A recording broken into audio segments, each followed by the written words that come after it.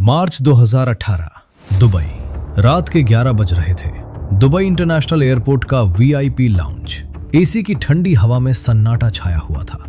तभी एक private jet runway पे आके रुका। उसमें से एक आदमी उतरा। उसके हाथ में एक छोटा सा सूटकेस था। उसका चेहरा बिल्कुल शांत था, लेकिन उसकी आंखों में एक अलग सी चमक थी। अंदर लाउंज में पहले से एक आदमी बैठा हुआ था, करीब 55 साल का, सफेद बाल, सीधा चेहरा। कोई भी देख के समझ नहीं सकता था कि ये आदमी हिंदुस्तान की सबसे खतरनाक खुफिया एजेंसी का हिस्सा है। जैसे ही वो बिजनेसमैन अंदर आया, उस ऑफिसर ने खड़े होकर कहा, पीएम ने आपके लिए एक संदेश भेजा है। उस बिजनेसमैन का चेहरा एक सेकंड के लिए बदल गया, क्योंकि अगले 72 घंटों में हिंदुस्तान के इतिहास का सबसे बड़ा ऑपरेशन मनी रिकवरी शुरू होने वाला था। एक ऐसा ऑपरेशन जिसमें 38,000 करोड़ रुपए का छिपा हुआ काला धन वापस लाया जाने वाला था। और ये सब होने वाला था बिना एक गोली चलाए, बिना कोई फौज भेजे, सिर्फ दिमाग और प्लानिंग से। लेकिन ये कहानी यहां से शुरू नहीं होती। इस कहानी की शुरुआत होती है काफी साल पहले से, जब हिंदुस्तान का पैसा अपने ही लोगों के हाथों देश से बाहर भेज दिया जाता था, चोरी छुपे, चालाकी से। और सबसे ज्यादा पैसा जाता था एक जगह, दुबई। अब सवाल यह है, दुबई ही क्यों? देखो, दुबई का कोई इनकम टैक्स नहीं था। मतलब तुम वहां करोड़ों रुपए रख लो, कोई नहीं पूछेगा कि ये पैसा कहां से आया। कोई टैक्स नहीं, कोई सवाल नहीं। और हिंदुस्तान से दुबई जाना इतना आसान था जैसे दिल्ली से जयपुर जाना। तो क्या होता था? हिंदुस्तान के बड़े बड़े बिजनेसमैन, बिल्डर और कुछ नेता, ये लोग अपना काला धन, मतलब वो पैसा जो उन्होंने छुपाया टैक्स से बचने के लिए, वो पैसा हवाला के जरिए दुबई भेज देते थे। हवाला क्या होता है? समझो ऐसे, मान लो तुम्हें अपने दोस्त को दूसरे शहर में 1,000 रुपए भेजने हैं। तुम यहाँ एक आदमी को 1,000 रुपए देते हो। वो आदमी फोन करता है और उधर उसका साथी तुम्हारे दोस्त को 1,000 रुपए दे देता है। पैसा एक्चुअली मूव नहीं होता, सिर्फ एक कॉल होती है और काम हो जाता है। कोई रिकॉर्ड नहीं, कोई कागज नहीं, बस भरोसा। अब यही काम करोड़ों में होता था और सालों से होता आ रहा था। एक रिपोर्ट के मुताबिक 1991 से लेकर 2014 तक लगभग 5 लाख करोड़ रुपए से ज्यादा काला धन हिंदुस्तान से बाहर गया। ये इतना पैसा है कि इससे पूरे देश में 50 साल तक फ्री बिजली दी जा सकती थी। और इस पूरे काम में सबसे बड़ा नाम था दुबई। वहां प्रॉपर्टी में पैसा लगाया जाता, वहां कंपनीज बनाई जाती, वहां बैंक अकाउंट्स खोले जाते, सब कुछ नकली नामों से, फर्जी कागज से। सरकारें आती थीं, जाती थीं। लोग बोलते थे ब्लैक मनी वापस लाओ, नेता वादे करते थे, लेकिन कुछ होता नहीं। कि बात सिर्फ पैसा ढूंढने की नहीं थी, बात थी एक दूसरे देश से, वो भी दुबई जैसे पावरफुल देश से, ये कहने की कि हमारा पैसा वापस करो। ये तो लगभग नामुमकिन लगता था। लेकिन फिर 2014 में कुछ बदला। नरेंद्र मोदी प्राइम मिनिस्टर बने और उनके साथ आया एक आदमी, Ajit Doval, national security adviser, मतलब देश की सुरक्षा का सबसे बड़ा आदमी। अब डोवल कोई सीधा साधा ऑफिसर नहीं था। ये वही आदमी था जिसने जवान होते वक्त पाकिस्तान में 7 साल तक जासूसी की थी। सोच लो, 7 साल एक अलग नाम से, अलग पहचान से, दुश्मन के देश में रह के काम करना। इस आदमी की नसों में खौफ नहीं, प्लानिंग दौड़ती थी। मोदी ने डोवल को एक सीधी बात कही। डोवल ने बाद में एक मीटिंग में अपनी टीम से कहा, पीएम चाहते हैं कि बाहर का हर एक रुपया वापस आए और हम ये करके दिखाएंगे। लेकिन सवाल ये था, कैसे? दुबई में छिपा पैसा ढूंढना तो वैसे ही मुश्किल था, और उससे वापस लाना, ये तो और भी बड़ा काम था। एक दिन डोवल की टीम के एक सीनियर ऑफिसर, उन्हें हम शर्मा जी बुलाएंगे, उन्होंने एक चीज नोटिस की जो और किसी ने नहीं देखी थी। उन्हें पता चला कि दुबई में जितने भी हिंदुस्तानी लोगों की प्रॉपर्टी है, उनका डेटा एक जगह मिलता है, दुबई लैंड डिपार्टमेंट में।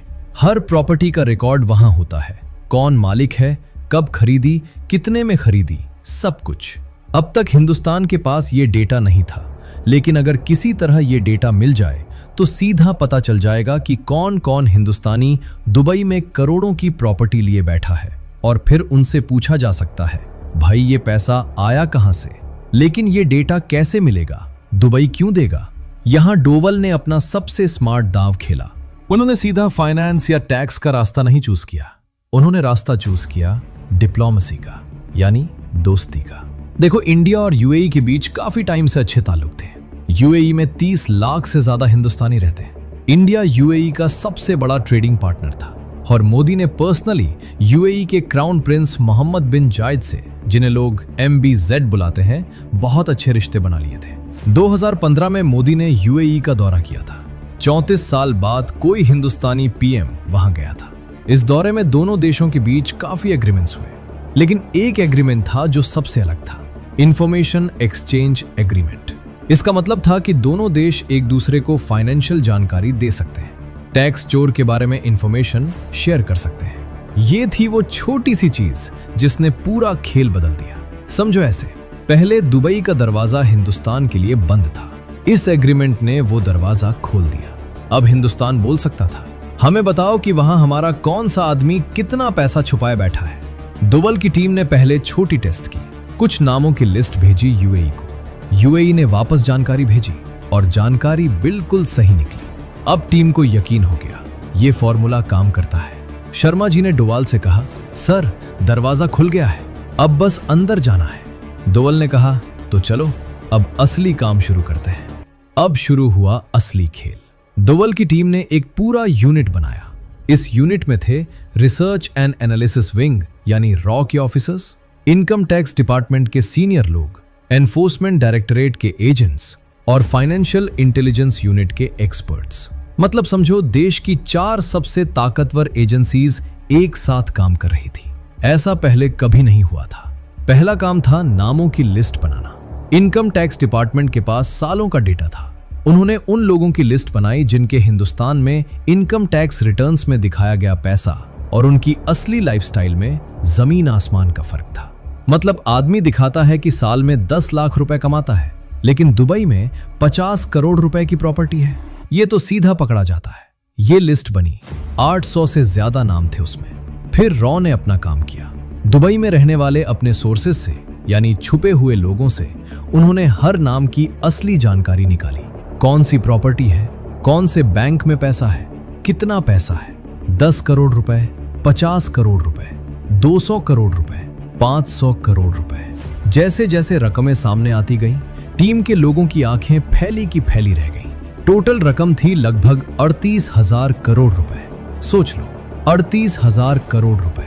ये इतना पैसा है जितना कुछ छोटे देशों का पूरा सालाना बजट होता है। और ये पैसा हिंदुस्तान का था, हिंदुस्तान के लोगों का था, जो छीन के दुबई में छुपा दिया गया था। अब अगला कदम था ये पैसा वापस लाना। और यहां सबसे बड़ी दिक्कत आई, क्योंकि ये लोग ऐसे सीधे साधे लोग नहीं थे। ये थे देश के सबसे अमीर बिजनेसमैन। कुछ तो राजनीति में भी थे। इनके पास थे महंगे वकील, इनके पास थे कनेक्शंस, और इन्हें यकीन था कि कोई कुछ नहीं कर सकता। एक बड़े बिजनेसमैन जिसका नाम रस्तोगी, उसके पास दुबई में 2300 करोड़ रुपए की 14 प्रॉपर्टीज थी। जब उससे हिंदुस्तान में नोटिस भेजा गया, उसने हंसते हुए अपने वकील से कहा, ये क्या कर लेंगे, पैसा दुबई में है, हिंदुस्तान की कोर्ट का वहां क्या चलता है। ये था उसका ओवर कॉन्फिडेंस। उसे लगता था कि वो बच जाएगा, लेकिन उसे नहीं पता था कि इस बार खेल अलग था। मार्च 2018, ये वो महीना था जब पूरा प्लान एक साथ चलाया गया। पीएम मोदी ने पर्सनली यूएई के क्राउन प्रिंस MBZ से बात की। एक फोन कॉल जिसमें मोदी ने सीधा कहा, ये लोग हमारा पैसा चुरा के आपके देश में छुपा रहे हैं, हम चाहते हैं आप मदद करें। MBZ ने हां कह दी। ये था वो पल जब सब बदल गया। यूएई ने हिंदुस्तान को ग्रीन सिग्नल दे दिया। अब हिंदुस्तान की एजेंसीज दुबई में जा सकती थी। यूएई के ऑफिसर्स उनके साथ काम करने को तैयार थे। और फिर 72 घंटों का काउंटडाउन शुरू हुआ। पहले 24 घंटे हिंदुस्तान की टीम दुबई पहुंची। रॉ के ऑफिसर्स, ईडी के एजेंट्स, इनकम टैक्स के सीनियर लोग, सब अलग अलग फ्लाइट से आए ताकि किसी को शक ना हो। दुबई में यूएई के एंटी मनी लॉन्ड्रिंग ऑफिसर्स से मीटिंग हुई। डेटा मैच किया गया, प्रॉपर्टीज की लिस्ट कंफर्म हुई, बैंक अकाउंट्स आइडेंटिफाई हुए। दूसरे 24 घंटे सबसे खतरनाक थे, क्योंकि अब उन लोगों को पता चलने लगा था कि कुछ हो रहा है। रस्तोगी को उसके दुबई वाले वकील ने फोन किया, साहब कुछ गड़बड़ है, कुछ हिंदुस्तानी ऑफिसर्स यहां दिखे हैं। रस्तोगी ने तुरंत अपना पैसा दूसरे अकाउंट में ट्रांसफर करने की कोशिश की, लेकिन तब तक बहुत देर हो चुकी थी। यूएई ने ऑलरेडी उन अकाउंट्स को फ्रीज कर दिया था, मतलब पैसा जाम हो गया था, ना अंदर जा सकता था ना बाहर आ सकता था। रस्तोगी का चेहरा पीला पड़ गया। दोवल की टीम के एक ऑफिसर ने बाद में बताया, उनमें से कई लोगों ने फोन किए। किसी ने अपने नेता दोस्त को फोन किया, किसी ने वकील को, लेकिन हर जगह से एक ही जवाब आया, इस बार कुछ नहीं हो सकता। तीसरे 24 घंटे, सेटलमेंट का टाइम। हिंदुस्तान की टीम ने उन लोगों को 2 रास्ते दिए। पहला, अपनी मर्जी से पैसा वापस करो, पेनल्टी भरो और मामला खत्म। दूसरा, केस चलेगा, यूएई से डेटा मिलेगा, कोर्ट में सब सामने आएगा, नाम पब्लिक होगा, इज्जत जाएगी, जेल हो सकती है। ज्यादातर लोगों ने पहला रास्ता चुना। रस्तोगी वही आदमी था जिसने हंसते हुए कहा था, ये क्या कर लेंगे। अब उसकी हंसी गायब थी। उसने 2300 करोड़ रुपए का सेटलमेंट साइन किया। उसकी हाथों में हल्का सा कांपना था जब उसने कागज पे साइन किए। 72 घंटे, सिर्फ 72 घंटे में। लेकिन कहानी यहां खत्म नहीं होती, क्योंकि असली चैलेंज तब आया जब कुछ लोगों ने हाथों हाथ सरेंडर नहीं किया। कुछ लोग भागने की कोशिश करने लगे। एक और बड़ा नाम था, उसे हम कपूर बुलाते हैं। कपूर के पास दुबई में 4100 करोड़ रुपए की प्रॉपर्टीज और बिजनेसेस थीं। जब उसे पता चला कि जाल बिछ चुका है, उसने यूएई से भागने की कोशिश की। उसने अपना प्राइवेट जेट रेडी करवाया। प्लान था कि दुबई से सीधा लंदन चला जाए। वहां से पकड़ना मुश्किल होता, लेकिन रॉ को पहले से पता था कि ऐसा हो सकता है। यूएई के एयरपोर्ट अथॉरिटी को ऑलरेडी अलर्ट कर दिया गया था। कपूर जब एयरपोर्ट पहुंचा, उसका पासपोर्ट स्कैन हुआ और स्क्रीन पे आया, ट्रैवल बैन। कपूर खड़ा रह गया, उसका पायलट खड़ा रह गया, सिक्योरिटी वाले आ गए। दोवल के एक ऑफिसर ने बाद में बताया, अगर कपूर 6 घंटे पहले निकलता तो शायद हम उसे रोक नहीं पाते। 6 घंटे का फर्क था। कपूर को भी आखिर सेटलमेंट करना पड़ा, 4100 करोड़ रुपए। और ऐसे एक एक करके बहुत से लोगों का पैसा वापस आया। टोटल कितना? 38,000 करोड़ रुपए से ज्यादा। ये पैसा था जो हिंदुस्तान के हॉस्पिटल्स में लगता, स्कूल्स में लगता, सड़कों में लगता। लेकिन कुछ लोगों की लालच ने इसे दुबई की बिल्डिंग्स में बंद कर दिया था। अब सोच लो, इस पैसे का क्या मतलब था आम लोगों के लिए। एक मिडिल क्लास आदमी जिसका नाम रमेश था, लखनऊ में रहता था। वो सालों से ईमानदारी से टैक्स भरता था। हर साल उसकी सैलरी का 30% टैक्स में जाता था। और वो सोचता था, मेरा पैसा कहां जाता है? देश में कुछ तो होना चाहिए ना। जब ये खबर आई कि 38,000 करोड़ रुपए वापस आया, रमेश ने अपनी बीवी से कहा, देख, इतना पैसा इन लोगों ने छुपाया हुआ था और हम यहाँ 500 रुपए से 500 रुपए बचाने के लिए सोचते थे। ये था असली दर्द कि जब आम आदमी ईमानदारी से जीता है तब बड़े लोग चोरी करते हैं, और जब ये चोरी पकड़ी जाती है तब पता चलता है कि सिस्टम ने कितना कुछ खोया था। इस ऑपरेशन के बाद काफी कुछ बदला। सबसे पहले यूएई और हिंदुस्तान के बीच एक ऑटोमेटिक इंफॉर्मेशन एक्सचेंज सिस्टम शुरू हुआ। मतलब अब किसी हिंदुस्तानी का दुबई में बैंक अकाउंट खुलता है तो हिंदुस्तान की सरकार को सीधा पता चल जाता है, ऑटोमेटिकली, कोई मांगने की जरूरत नहीं। दूसरा, हवाला नेटवर्क पे बड़ी स्ट्राइक हुई। काफी सारे हवाला ऑपरेटर्स पकड़े गए। मुंबई, दिल्ली, चेन्नई, हर जगह रेड्स हुई। तीसरा, और ये सबसे बड़ी बात थी, डर बैठ गया। जो लोग पहले बिना डरे पैसा बाहर भेजते थे, अब उन्हें लगता था कि पकड़े जा सकते हैं। एक बिजनेसमैन ने अपने दोस्त से कहा, भाई, अब दुबई सेफ नहीं रहा। मोदी दोवल की टीम का हाथ बहुत लंबा है। और सच में ये हाथ लंबा था। इस ऑपरेशन के बाद हिंदुस्तान ने स्विट्जरलैंड, सिंगापुर, मॉरिशस, हर जगह से इंफॉर्मेशन एक्सचेंज एग्रीमेंट्स किए। दुबई तो बस शुरुआत थी। वो रस्तोगी जिसने कहा था, ये क्या कर लेंगे, उस पे 2300 करोड़ रुपए का टैक्स डिमांड लगा। प्रॉपर्टीज अटैच हुई, पासपोर्ट सीज हुआ। वो आदमी जो पहले दुबई में 50 करोड़ रुपए के पेंट हाउस में रहता था, आज हिंदुस्तान में अपने वकील के ऑफिस के चक्कर लगा रहा है। और कपूर, जिसने भागने की कोशिश की थी, उसके खिलाफ ईडी ने केस फाइल किया। प्रॉपर्टीज सील हुई, बिजनेस डूबने लगा। जो आदमी प्राइवेट जेट से उड़ता था, आज कोर्ट की तारीख पे टैक्सी से जाता है। ये कहानी सिर्फ 38,000 करोड़ रुपए की नहीं थी। ये कहानी थी उस सोच की कि अगर सही लोग सही जगह पे हों और उनके पास इच्छा शक्ति हो तो नामुमकिन भी मुमकिन हो जाता है। सालों तक लोग कहते थे, ब्लैक मनी वापस नहीं आ सकता, बाहर का पैसा बाहर ही रहता है, कोई कुछ नहीं कर सकता। लेकिन इस ऑपरेशन ने साबित कर दिया कर सकता है जब पीएम का सपोर्ट हो, जब डोवाल जैसा दिमाग हो, जब एजेंसीज साथ में काम करें और जब डिप्लोमेसी का सही इस्तेमाल हो। इस कहानी से हमें एक बहुत बड़ी सीख मिलती है। चाहे तुम एक स्टूडेंट हो, एक नौकरी करने वाले हो या एक बिजनेसमैन, ईमानदारी से कमाया हुआ 1 रुपया चोरी के 100 करोड़ रुपए से ज्यादा ताकतवर है, क्योंकि चोरी का पैसा एक ना एक दिन पकड़ा जाता है, हमेशा। और रही बात उन लोगों की जिन्होंने सालों तक अपने देश का पैसा चुराया, उन्हें बस इतना याद रखना चाहिए, कानून की पकड़ से कोई नहीं बच सकता। आज नहीं तो कल, लेकिन पकड़ा जरूर जाता है।